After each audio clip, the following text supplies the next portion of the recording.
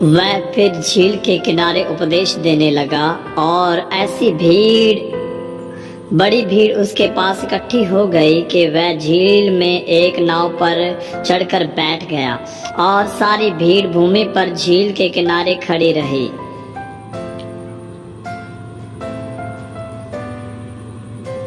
और वह उन्हें दृष्टांतों में बहुत सी बातें सिखाने लगे और अपने उपदेश में उनसे कहा,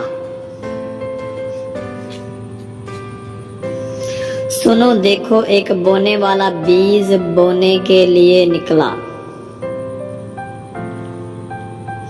और बोते समय कुछ तो मार्ग के किनारे गिरा और पंछियों ने आकर उसे चुग लिया।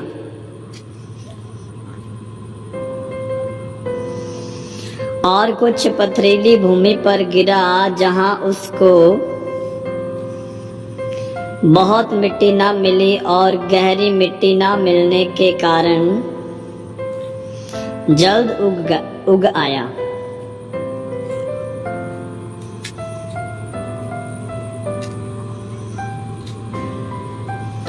और जब सूर्य निकला तो जल गया और जड़ ना पकड़ने के कारण सूख गया।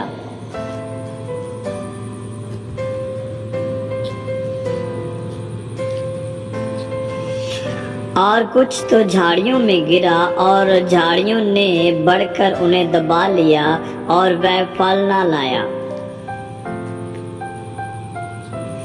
परंतु कुछ अच्छी भूमि पर गिरा और वह उगा और बढ़कर फलवंत हुआ, और कोई 30 गुना, कोई 60 गुना और कोई 100 गुना फल लाया।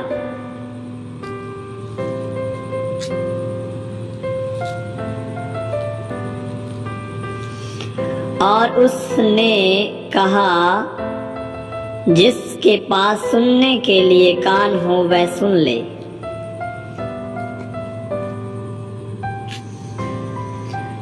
जब वह अकेला रह गया तो उसके साथियों ने उन 12 समेत उससे इन दृष्टांतों के विषय में पूछा।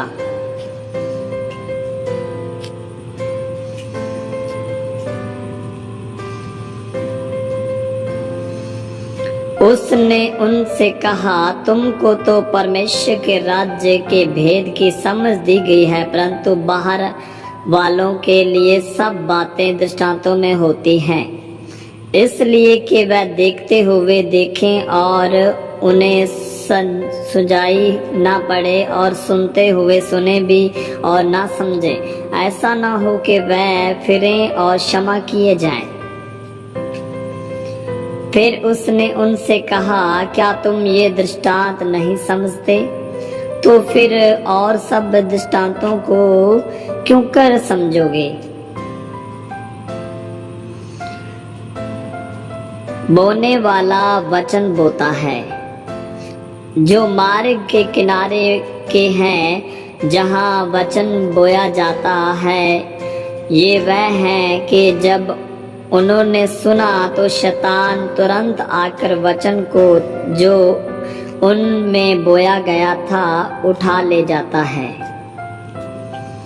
और वैसे ही जो पथरीली भूमि पर बोए जाते हैं, ये वह हैं कि जो वचन को सुनकर तुरंत आनंद से ग्रहण कर लेते हैं,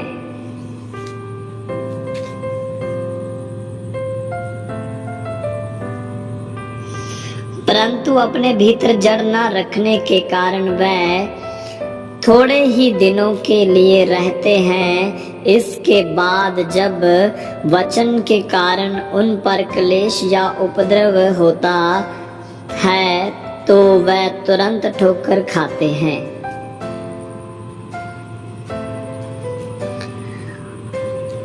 और जो झाड़ियों में बोए गए, ये वह हैं जिन्होंने वचन सुना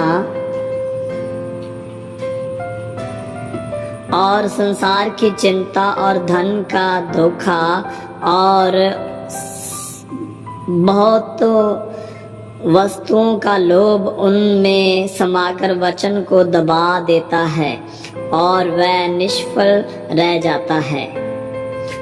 और जो अच्छी भूमि में बोए गए ये वह हैं जो वचन सुनकर ग्रहण करते और फल लाते हैं। कोई 30 गुना, कोई 60 गुना और कोई 100 गुना।